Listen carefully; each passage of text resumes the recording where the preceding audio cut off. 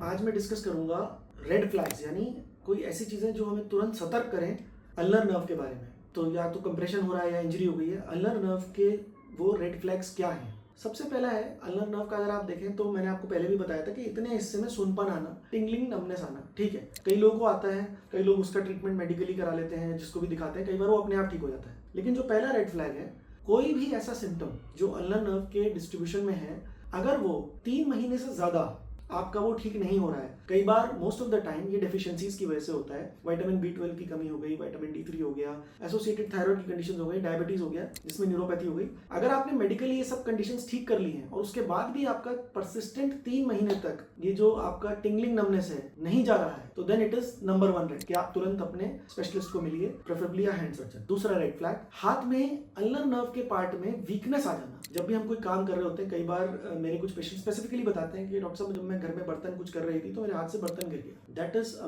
Very important red flag. हाथ में कुछ करते हुए कोई चीज गिर जाना, हाथ में कमजोरी आ जाना, वो हमारे अल्नर नर्व की वीकनेस से इंट्रोशियस मसल्स जो होती हैं, हम उंगलियों को ऐसे पास में जो ला पाते हैं, ये जो पावर है हमारी इनको बाहर ले जाने की, अंदर लाने की, ये पर्टिकुलरली अल्नर नर्व का फंक्शन है। तो ये फंक्शन चेक करना, कई बार मैं पेशेंट को बोलता हूँ कि कोई पेपर इन दोनों उंगलियों के बीच में, इन चारों उंगलियों में, इनके बीच में रख के खींचने की कोशिश करो। अगर तो हम इसको कुछ टाइटली पकड़ पा रहे हैं और वो खींच नहीं पा रहे हैं, इसका मतलब हमारी अल्नर नर्व का डिस्ट्रीब्यूशन, हमारी जो मसल्स हैं इंट्रोशियाई और लंबराइकल्स, वो काम कर रही हैं। अगर हम आराम से खींच के ले जा रहे हैं तो इसका मतलब अल्नर नर्व की वीकनेस है। तो दूसरा रेड फ्लैग है अल्नर नर्व के द्वारा सप्लाइड मसल्स में वीकनेस आ जाना।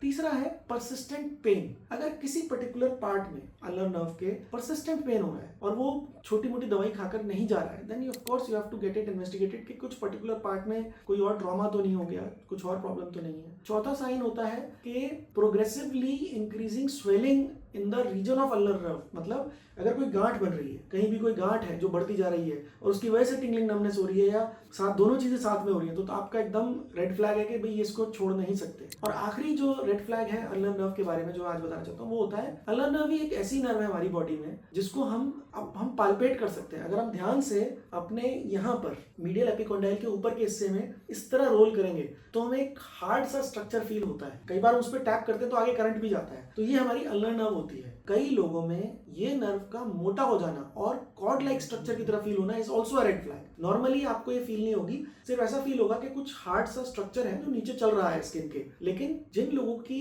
अल्नर नर्व में कोई पैथोलॉजी है या कोई सीरियस प्रॉब्लम हो रही है, कई बार हैंसेन्स डिजीज में, तो ये नर्व काफी मोटी हो जाती है और एक रस्सी की तरह फील होती है। तो ये एक साइन होता है अल्नर नर्व का रेड फ्लैग कि इसमें हमें तुरंत एक्शन लेना चाहिए।